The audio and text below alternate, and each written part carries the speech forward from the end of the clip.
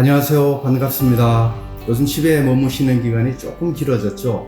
이럴 때 제가 여러분을 위해서 그림을 준비했습니다. 제가 선정한 그림을 통해서 그림 앞에 감상자로 설 수 있도록도 하고요. 또 배경되는 말씀을 통해서 예수님도 좀 더 자세하게 더 깊게 알아갈 수 있는 계기도 되고 또 은혜도 받는 그런 시간이 되셨으면 합니다.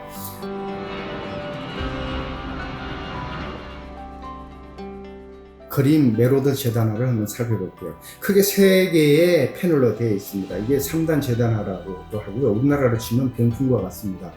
이게 이제 이렇게 접혀지거든요. 그러면은 가운데 것이 이렇게 접혀집니다. 가정용도 있고 교회에 헌납했던 것도 있습니다. 중간에는 중심되는 메시지가 있고요. 왼쪽에는 거의 주문자가 많습니다. 이 그림을 주문한 앵겔 브레이터 부부입니다. 결혼 전에 주문했다가 결혼 후에 결혼한 부인을 이렇게 넣었습니다. 그리고 그게 이제 왼쪽 패널이고요. 왼쪽 패널의 중요한 사항은 여기 뒤에 모자를 벗고 경배를 하고 있는 시리 메신저 있죠. 이 시리 메신저는 이사야 선지자로 이렇게 보시면 되겠습니다. 예수님 올 수 있도록 예언도 하고 길을 이렇게 열어준 선지자죠. 그리고 중요한 것은 문이 열려 있습니다. 이 사람 앞에 문도 열려 있고 도시로 나갈 수 있는 문도 열려 있고 이 복음의 문이 언제든지 예수님께 올 수도 있고 이 복음이 바깥으로 나갈 수 있도록 복음의 문은 항상 열려 있습니다. 그리고 남자 주문자 앞에 문고리를 이렇게 보시면은 열쇠가 2개입니다. 중세 그림 특히 로마라든지 이런 데 가시면은 12제자 중에 이제 열쇠를 갖고 있다 그러면은 항상 열쇠가 2개예요. 뭔가 하면 하나는 천국의 열쇠, 하나는 복음의 열쇠, 이렇게 보시면 되겠습니다. 그게 이제 왼쪽이고요. 오른쪽은 뭔가 하면은 요셉, 마리아의 남편이죠. 왜 이렇게 오른쪽으로 이렇게 따로 했는가 하면은 예수의 탄생이 남녀의 결합으로 된 것이 아니잖아요. 그래서 이렇게 남성적인 것을 제거하기 위해서 오른쪽으로 완전히 이렇게 한쪽으로 지우쳐서 그렸습니다. 많은 수태고지를 보시면은 가장 큰 특징 중에 하나가 요셉이 없어요. 왜 그런가 하면 아빠가 없이 태어난 여인의 후손이거든요. 그래서 요셉이 없고 있다고 할지라도 굉장히 할아버지처럼 이렇게 많이 나옵니다. 왜 그런가 하면 남성적인 것을 주장하지 않고 드러내지 않기 위해서 힘없는 할아버지로 항상 이렇게 묘사되어 있는 것이 특징입니다. 얼굴을 자세히 픽업해 보시면은 얼굴이 굉장히 어두워요. 미간도 이렇게 찌그러져 있고요. 입도 확 다물고 굉장히 슬프지만은 이렇게 인내하고 이렇게 힘들게 뭔가를 하는 그런 얼굴 표정이 여기에 들어 있습니다. 왜 그런가 하면은 지금 여기 목공이 있죠. 칼, 이렇게 도끼, 톱 굉장히 무섭습니다. 좀 무시무시하죠? 이게 뭔가 하면은 십자가 사건을 언급하는 겁니다. 저는 이 그림을 감상하면서 굉장히 특징적인 화가의 센스가 있다는 것을 봤는데요. 뭔가 하면은 이 칼입니다. 칼이 테이블 안에도 있고 밖에 떨어져 있어도 되는데 딱 중간에 걸쳤어요. 마치 떨어져 가지고 발등 찍을 수도 있잖아요. 그래서 긴장감을 주는데 이 십자가 사건, 그 고통스러움 굉장히 긴장되잖아요. 그것을 이렇게 표현했습니다. 그리고 또 한 가지 굉장히 화가만의 특징이 있는 것이 뭔가 하면은 테이블 중앙에 있는 물건 하나, 그리고 또 중앙 창문의 바깥에 나와 있는 물건입니다. 뭔가 하면은 쥐를 잡는 쥐덫입니다. 이 쥐덫이 쥐를 잡기 위해서가 아니고 예수님께서 십자가 사건으로 우리를 위해서 돌아가시죠.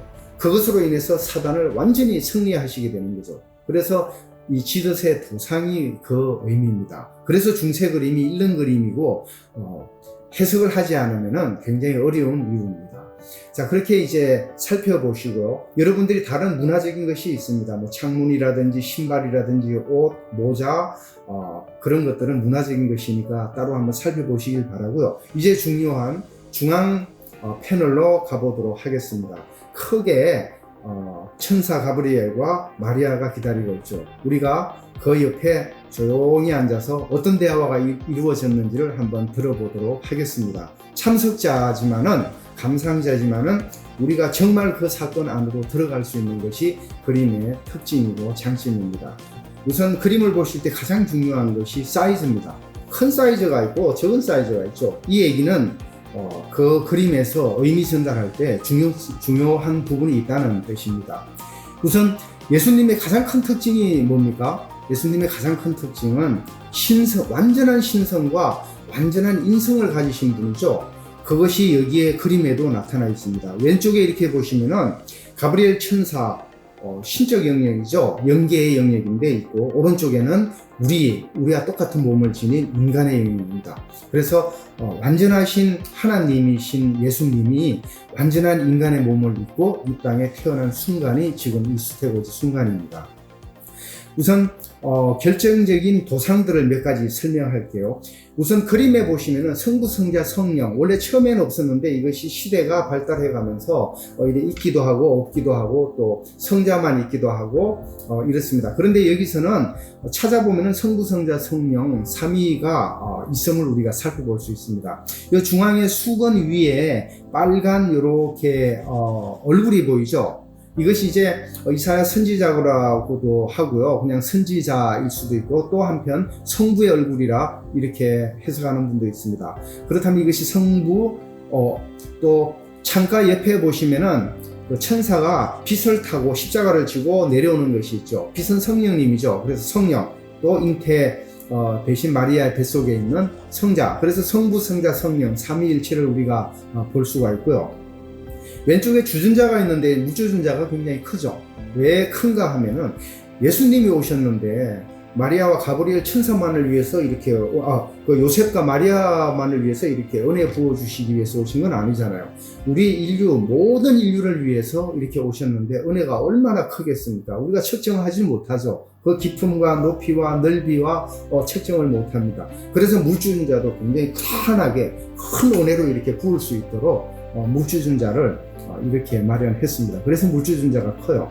근데 물은 그 도상이 있는 것이 뭔가 하면요, 그 마리아의 처녀성, 또는 이렇게 맑은 영성 이런 것을 나타내기도 하고요, 성령을 나타내기도 하죠. 그래서 은혜로 우리가 해석이 됩니다. 또 하나는 그 색깔인데요. 그림은 색으로 표현되잖아요. 그래서 색이 무엇보다도 중요합니다. 다른 현대 그림에는 현대 그림도 그럴 수 있겠지만 특히 중세 기독교 그림에서는요, 이 색이 결정적인 역할을 합니다. 예를 들어서 13세기 때는 그 교회 측에서 마리아의 옷은 청색만 입혀라 이런 제안도 하는 시기도 있었습니다. 우선 색을 한번 보시면 천사의 색은 하얗죠.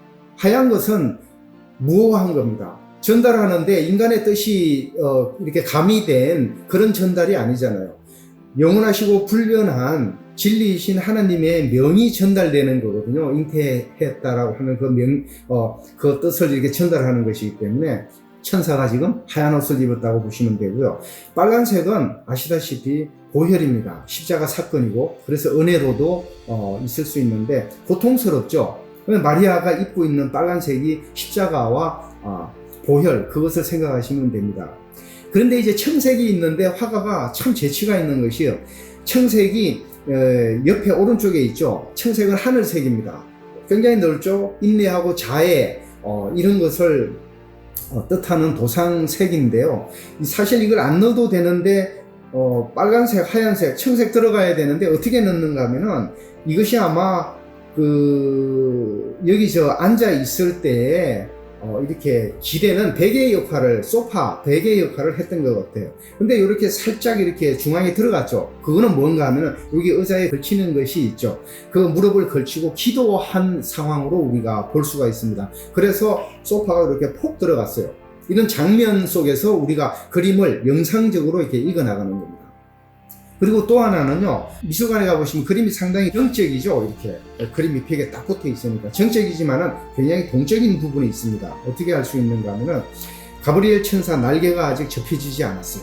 그리고 이렇게 도착했을 때 헐헐 날아가지고 확 이렇게 도착했을 때 그 바람이 확 날릴 거 아닙니까? 그 동적인 장면을 어떻게 표출을 했는가 하면은 중앙 성경을 보면은 이렇게 페이지가 막 날리고 있어요. 이것으로 이렇게 그 표현을 하고 있습니다. 그러니까 우리가 그림을 보실 때 이 부분에 이렇게 동영상적인 것을 우리가 느낄 수 있어요. 바람을 막 느낄 수도 있겠죠. 그리고 이제 그 수태고지 마리아 하면 항상 나타나는 것이 중앙에 있는 백합화입니다. 이 백합화가 왜 있는가 하면은 그 원산지가 중동인데 십자가 전쟁으로 이렇게 유럽으로 이민을 갔거든요.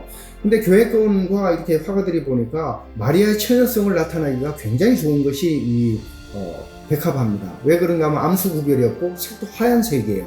그래서 선정된 것입니다. 아가서 2장 1절 이렇게 살펴보시면은 골짜기에 백합화로다 이런 것이 있거든요. 그래서 이제 마리아를 도상하는 마리아 뜻입니다. 그러면 제가 여기서 여러분들에게 퀴즈를 하나 드릴게요. 자, 그림을 중심으로 해가지고요. 예수님이 잉태가 되셨습니까? 아직 안 됐습니까? 아니면 잉태되는 과정입니까? 이 세 가지 중에 어디예요? 여러분들 생각하실 때 화면을 정지시키고 한번 생각을 해보시기 바랍니다. 해답은 뭔가 하면 그림이 나와 있습니다. 어느 그림인가 하면요. 중앙에 이렇게 보시면은 촛대가 있는데 촛불이 꺼져 있죠. 이것입니다. 당시 네덜란드 유럽 그쪽에는 플랑드르 그 북쪽에 당시 상업적인 문화가 어땠는가 하면 체결을 할 때, 상업적인 체결을 할 때 촛불을 킨답니다. 그리고 끝났을 때는 촛불을 꺼요.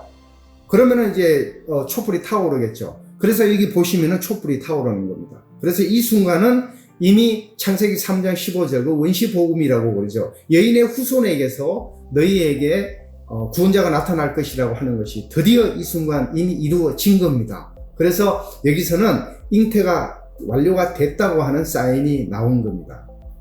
이렇게 우리가 살펴볼 수 있습니다. 오른쪽 하나 더 도상만 얘기 드릴게요. 오른쪽 벽난로 위에 보시면은 촛대는 두 개인데 촛불이 하나죠. 초가 하나는 무슨 뜻인가 하면은 혼례의 촛대입니다. 다시 말해서 우리의 신랑이 누구예요? 예수님이죠. 그 예수님이 신랑으로 오신 그 사건을 이렇게 도상으로 표현하는 겁니다. 그 밑에 보시면은 남자 여자도 있고요. 의자 네 기퉁이에 보면은 동물도 있습니다. 이렇게 에스겔서에 나와 있는 이런 동물 네 가지 동물 그런 것들도 의미하고요.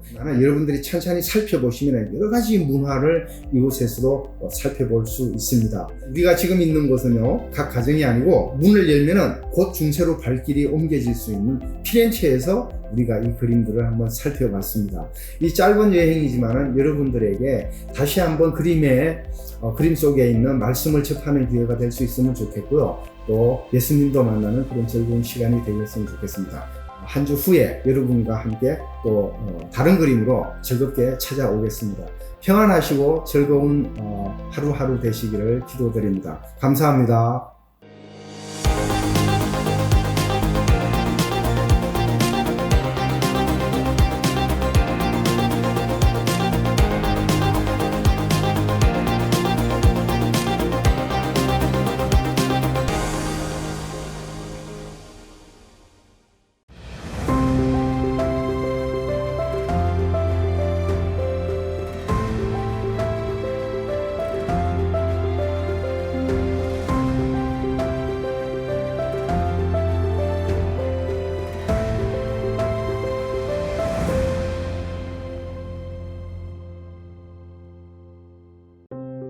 사랑하는 KCPC 성도님 여러분, 한 주간 평안하셨습니까? 우리가 지난주까지는 찬송가 속에 숨겨져 있던 그 은혜들을 함께 나누었는데요. 우리가 평소 많이 부르고 또 은혜 받았던 그 찬송 안에 하나님의 놀라우신 계획과 또 그분의 사랑과 또 그 삶을 인도하시는 그 인도하심을 우리가 볼 수 있었습니다. 그리고 오늘날 그 찬송을 부르는 저와 또 여러분에게까지 은혜가 흐르고 있지요. 앞으로 4주 동안은 CCM에 대해서 좀 은혜를 나누려고 합니다. 지난번에 한번 말씀드린 것처럼 이 CCM은 Contemporary Christian Music을 줄임말입니다. 음악의 형식은 대중음악이에요. 대중음악에 사용되어지는 악기나 음악의 형식들이 CCM에 그대로 다 적용되어진다고 보시면 되겠어요. 그러나 그 찬양의 내용을 보면 그 내용은 기독교의 정신과 그 신앙이 고스란히 담겨져 있다는 것을 볼 수가 있습니다. 그 옛날 찬송을 지었던 그분들의 삶을 인도하시고 계획하시고 말씀하셨던 그 은혜들, 그 신앙의 정신들이 CCM에도 그대로 있는 거지요. 그 중에 몇 곡을 좀 소개하려고 하는데요. 오늘은 송명희 시인이 작곡한 그 찬양으로 은혜를 좀 나누려고 합니다. 송명희 시인은 우리가 잘 아는 분이세요, 사실. 또 우리가 많이 불렀던 찬양 중에 나 가진 재물 없으나 또 예수 그 이름 그래도와 같은 많은 은혜로운 찬양을 작사한 분이십니다. 이 송명희 시인은 1963년 서울에서 믿는 가정에서 사실 태어났어요.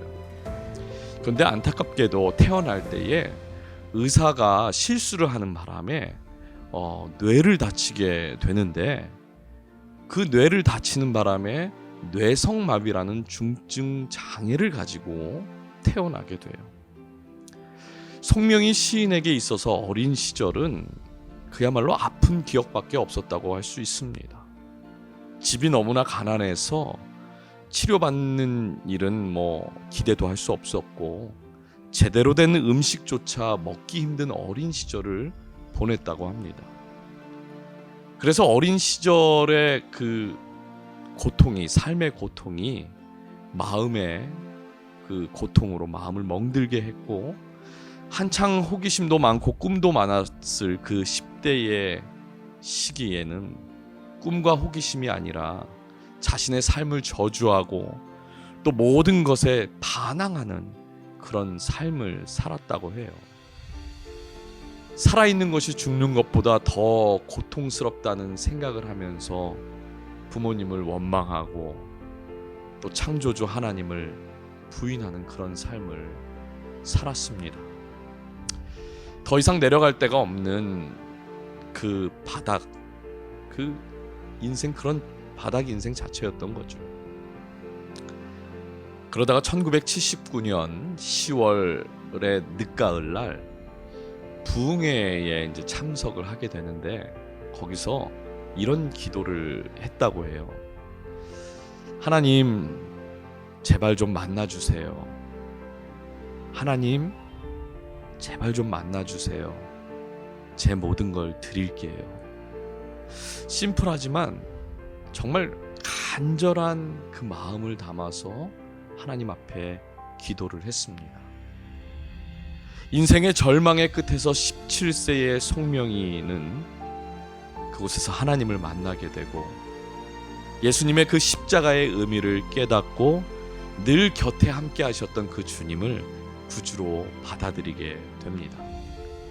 이때 말하는 대로 써라라고 하는 강력한 하나님의 음성을 듣게 되는데, 그 자리에서 바로 토막 연필을 가지고 삐뚤삐뚤 한자씩 적기 시작을 합니다.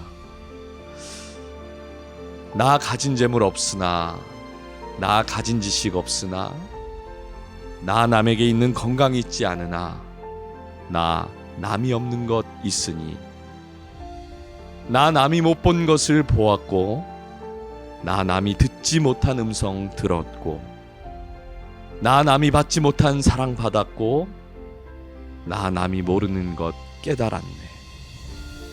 공평하신 하나님이 나 남이 가진 것 없지만 공평하신 하나님이 나 남이 없는 것 갖게 하셨네. 자신의 입술에서 너무나 엉뚱한 말이 나오기 시작한 거예요. 하나님은 자신에게 단 한 번도 공평하신 적이 없었던 하나님이라고 믿고 있었습니다. 그러나 그런 그 송명희 시인의 마음을 꺾으시고 이 나라는 시는 이렇게 나오게 되었고요. 후에 최덕신 집사가 이 시의 곡을 입혀서 주찬양 선교단 1집 그 이름이란 타이틀 안에 나 가진 재물 없으나 라는 찬양으로 나오게 됩니다. 그 후로 약 4년 동안 하루에 5시간씩 기도를 했다고 합니다. 그리고 성경을 30번 통독을 하면서 하나님의 그 말씀의 빛이 절망 가운데 있던 그 송명희 시인의 삶에 비추게 되면서 원망 가득했던 그 삶의 노래가 감사의 노래로 변합니다.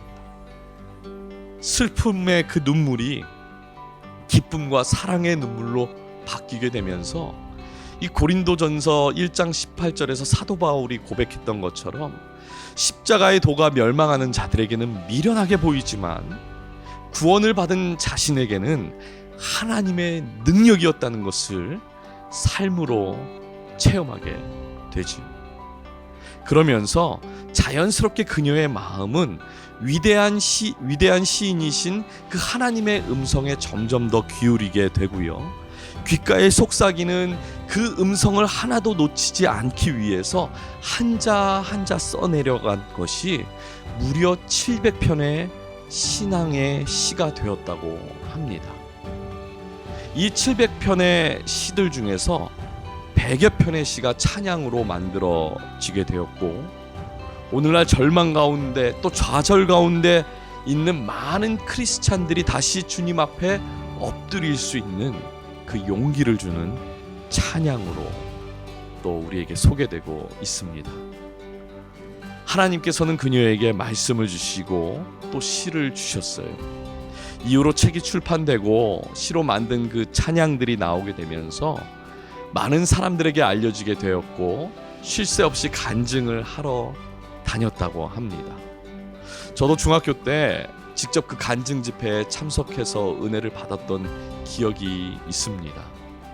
그러나 안타깝게도요, 무리한 그 스케줄 때문에 그랬는지 몸 전체가 마비되는 그 전신마비가 와서 지금은 투병 생활을 하고 있다는 소식을 듣게 되었습니다.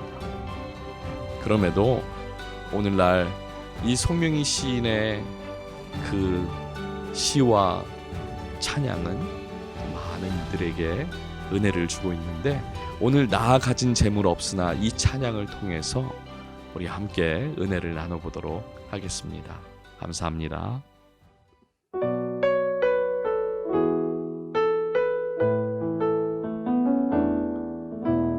나 가진 재물 없으나 나 남이 가진 지식 없으나 나 남에게 있는 건강 있지 않으나 나 남이 없는 것 있으니 나 가진 재물 없으나 나 남이 가진 지식 없으나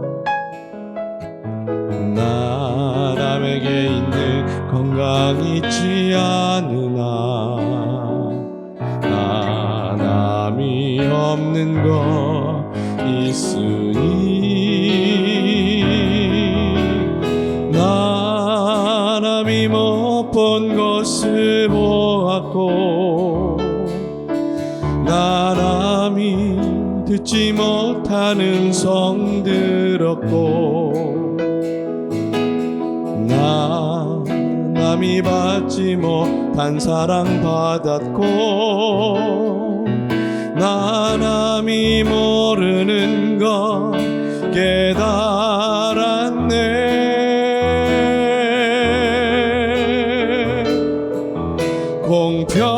공평하신 하나님이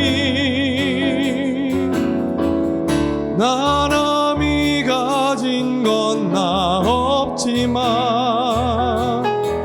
공평하신 하나님이 나 남이 없는 것 같게 하셨네. 공평하신 하나님이 나 남이 가진 건 나 없지만